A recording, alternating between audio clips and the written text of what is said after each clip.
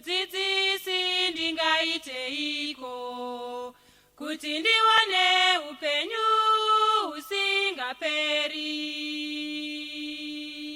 Itatezi Mwari wako nomoyo wako wose, nomoyo wako wose, nesimba rako rose, nefungwa zako zose. Itatezi Mwari wako nomoyo wako wose. Mudzidzisi ndingaiteiko kuti ndiwane upenyu usingaperi?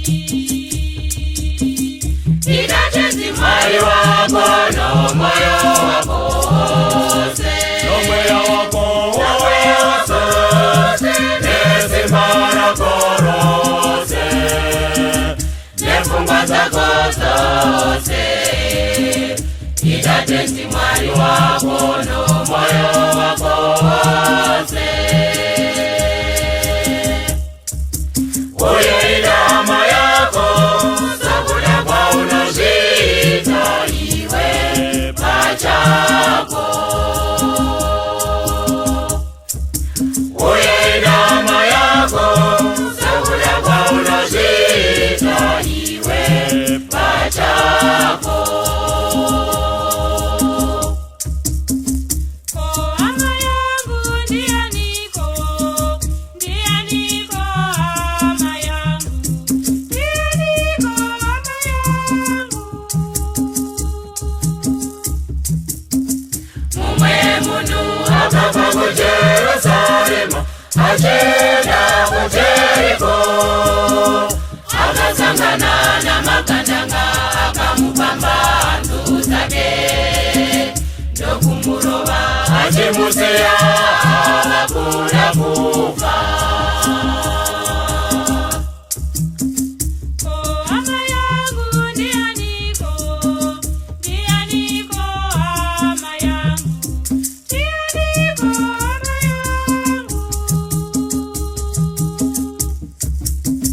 Mumwe munhu akabva ku Jerusalema achenda ku Jeriko, akasangana namakandanga akamupamba hanzu dzake ndokumurova achimusiya akakuda kufa. Mumwe mushumiri waMwari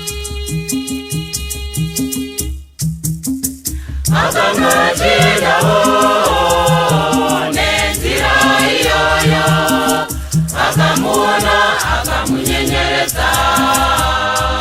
Ndizvo zvakaitwawo nomuRevhi. Asi mumwe muSamaria akanga ari parwendo rwake, akamuona akamunzwira tsitsi, akadira mafuta newaini pamaronda ake ndokuenda naye kuimba yavaenzi kuti arapwe ikoko. Asi mumwe muSamaria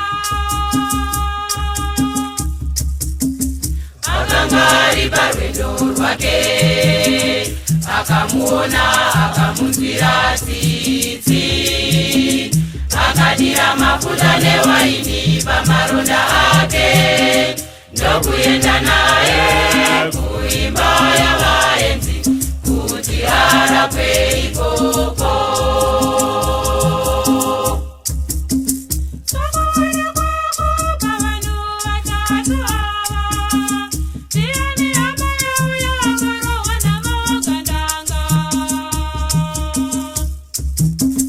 sokuona kwangu Ndouya akamunzwira tsitsi, ndouya akamunzwira tsitsi, ndouya akamunzwira tsitsi. Sokuona kwako pavanhu vatatu ava,